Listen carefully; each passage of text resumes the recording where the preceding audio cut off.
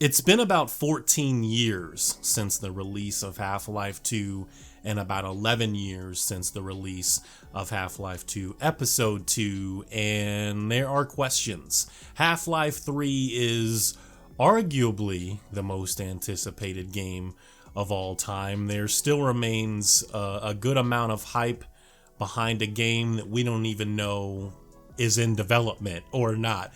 There have been rumors, there have been so-called leaks that the game is in development and that it's running on Source 2. We've also seen leaks that Left 4 Dead 3 is in development and running on Source 2. No mention of a Portal or a new Team Fortress, but I would imagine at some point those will be in the works as well. There is one question that we should be asking ourselves, and I'm sure Valve has already said this to themselves plenty of times. Can we meet expectations? Can this game live up to the hype? And in the case of Valve, I don't really think they have much of an excuse nearly 15 years later.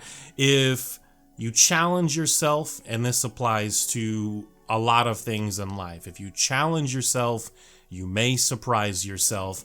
And I think Valve should just give it a shot. I mean, yeah, they might lose $150 million, because that's probably what it's going to take to make this game, is my guess. Somewhere in that ballpark, but you have to take chances sometimes, right? We have to take risks to reap the rewards. $599 US. Some of you will get that inside joke, others will not. But for us, the gamers, for us, the consumers, I have already set my expectations pretty low. If this were, say, 5, 6, 7, 8 years ago, yeah, I mean, I would have had higher expectations and I would have thought, oh, it's still going to come out, just give it a little bit more time. But here we are in 2018 and we still don't have a Half-Life 3. So it's possible that Valve just doesn't want to make games anymore, and this is something that I've talked about many times.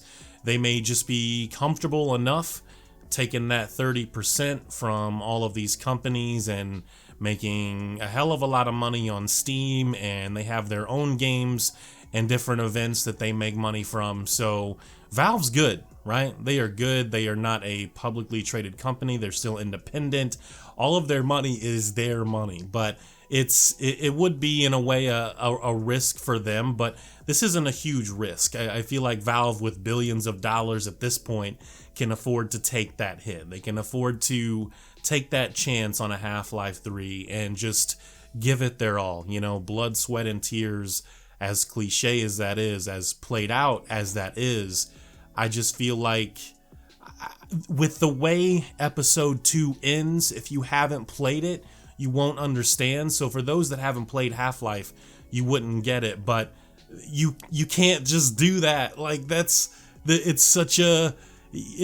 open for interpretation, of course, and there have been pieces of entertainment, whether it's games or movies and such in the past, that leave that to your own mind. Like, they leave it up to you to try and guess what happens next. But in the world of video games, I hate to sound entitled. I feel like I think they don't owe it to us.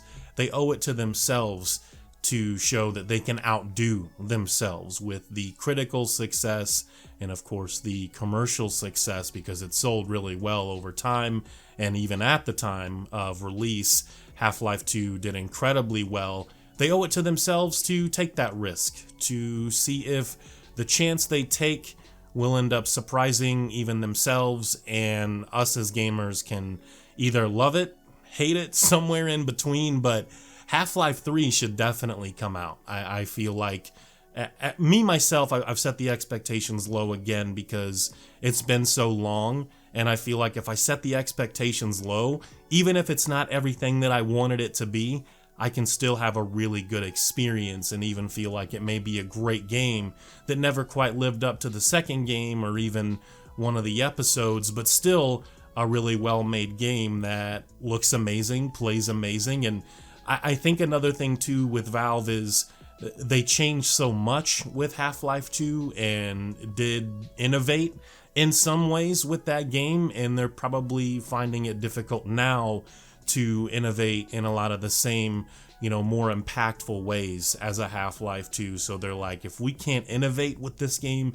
if we can't do anything that's industry or game changing for the series or for the genre, we don't even want to make this game. I'm thinking it has something to do with that. There just isn't enough ideas that seem creative enough or innovative enough to justify making a Half-Life 3. As for a Left 4 Dead 3 or a new Counter-Strike or a Dota, Team Fortress or something else down the road, I do feel like one of those games is going to happen, and I think you'll definitely see a Left 4 Dead 3 before we get a Half-Life 3, and that is just my opinion, but time will tell.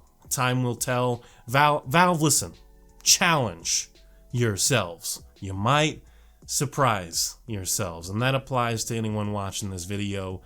Sometimes in life it seems difficult and we get comfortable in our minds or just physically, whatever the case may be, but sometimes maybe go out on a limb, challenge yourself, and you never know what may happen. Thank you guys for watching. Thank you for the continued support. I do think Half-Life 3 will one day exist, even if that game is not a game that's developed by Valve. Thank you guys for watching. Peace.